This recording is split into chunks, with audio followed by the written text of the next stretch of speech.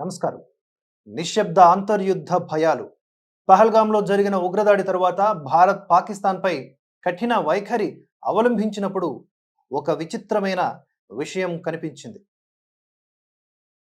అకస్మాత్తుగా దేశవ్యాప్తంగా కొంతమంది ముస్లిములు చేస్తున్న ఉద్యమాల గొంతు మోగబోయింది. ప్రభుత్వం తీసుకునే ప్రతి నిర్ణయాన్ని వ్యతిరేకించేవారు ఒక్కసారిగా నిశ్శబ్దంగా ఉండిపోయారు.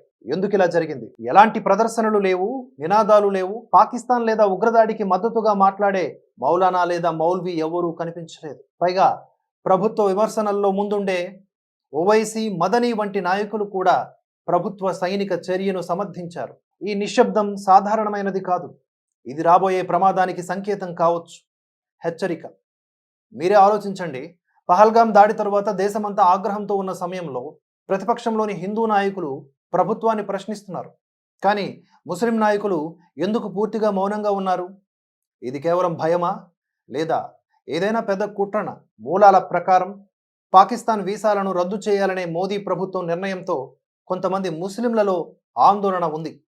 కానీ ఈ ఆందోళన బహిరంగంగా కనిపించడం లేదు. దీనికి కారణం గత 25-30 సంవత్సరాలలో భారతదేశంలోని లక్షలాది ముస్లిం మహిళలు పాకిస్తానీయులను వివాహం చేసుకోవడమే. ఈ వివాహాల ద్వారా భారతదేశంలో 75 లక్షల నుండి 1 కోటి వరకు పాకిస్తానీయులు పుట్టుకొచ్చారని అంచనా. భర్త పాకిస్తాన్లో, భార్య పిల్లలు హిందుస్థాన్లో. వివాహం తర్వాత కూడా అమ్మాయిల పౌరసత్వం భారతీయమైనదే. భారత్ పాక్ యుద్ధం వంటి పరిస్థితి ఏర్పడితే ఈ వ్యక్తులే దేశంలో అంతర్యుద్ధ పరిస్థితిని సృష్టించగలరు. ఎందుకంటే భారతదేశంలోని వేలాది ముస్లిం కుటుంబాల కుమార్తెలు పాకిస్తాన్లో ఉన్న వారిని వివాహం చేసుకున్నారు. ఇప్పుడు ప్రశ్న ఏమిటంటే, ఆ కుమార్తెల కోట్లాది మంది బంధువులు భారతదేశానికి విధేయులుగా ఉంటారా? వారు తమ అల్లుడిని చనిపోనిస్తారా? వారు తమ సోదరీమణులను వితంతువులుగా చూస్తారా?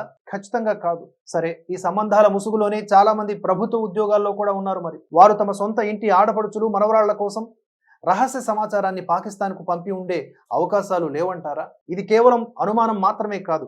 భారతదేశంలో ఉగ్రవాద కార్యకలాపాలు నిర్వహించడం పాకిస్తాన్కు పెద్ద కష్టం కాకపోవడానికి ఇదే కారణం. ఇది 1947 నుంచి ఒక ఆలోచనాత్మక నెట్వర్క్ పాకిస్తాన్ నుంచి. ఇప్పుడు మోదీ ప్రభుత్వం వీసాలను రద్దు చేసిన తర్వాత లక్షలాది పాకిస్తానీ మహిళలు ఇప్పటికీ తమ భారతీయ పౌరసత్వాన్ని కలిగి ఉన్నారనే నిజం బయటపడింది.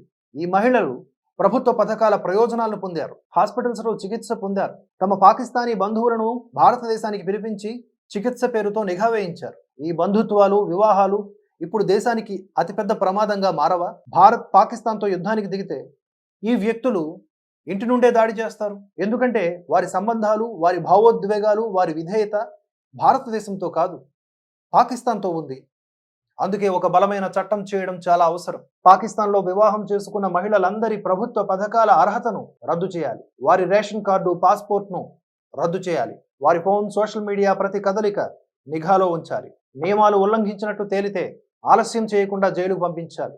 వారి భర్తలు, కుటుంబ సభ్యులు పాకిస్తాన్లో ఉంటే వారిని కూడా అక్కడికే పంపాలి. దేశ అంతర్గత భద్రత కంటే పెద్ద సమస్య మరొకటి ఉండదు. ఈ సమయంలో అతిపెద్ద ప్రమాదం ఇదే. ఇంట్లోనే దాగి ఉన్న శత్రువు. ఇదంతా పుకార్లు అని భావించేవారు ఒక విషయం అర్థం చేసుకోవాలి. ఈ పాకిస్తానీయులు చేసినటువంటి ఈ నెట్వర్క్ కుట్ర, ఈ ప్రేమ పెళ్లి నెట్వర్క్ కుట్ర ఒక నిజం. ఇప్పుడు మేల్కొనకపోతే రేపు చాలా ఆలస్యం అవుతుంది. జై హింద్, జై భారత్.